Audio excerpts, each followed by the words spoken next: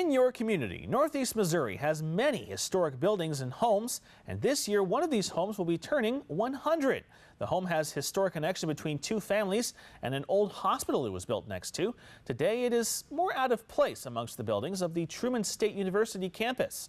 Our Hagen Zinneker has more on this historic building. Located near the corner of Patterson and Franklin Streets in Kirksville lies a colonial revival-style brick and stucco house that contrasts those structures around it.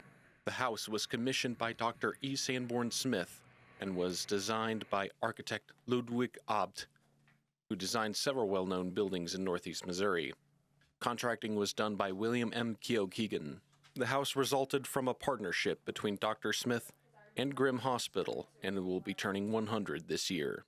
It was built in 1925, which makes this year the 100th anniversary. It was built to accommodate a new partner to the Grimm Hospital, who was E. Sanborn Smith, then creating the Grimm Smith Hospital. He became partner in 1924, and his family moved in briefly after in 1925. The hospital was directly across the street from the newly built house, and it would serve the community for years after its construction. Generally, it was not the most popular, but a popular hospital in town. It opened around 1909, and then it doesn't exist anymore. It closed around the late 90s. Dr. Smith and his family would live in that house for many years until his death.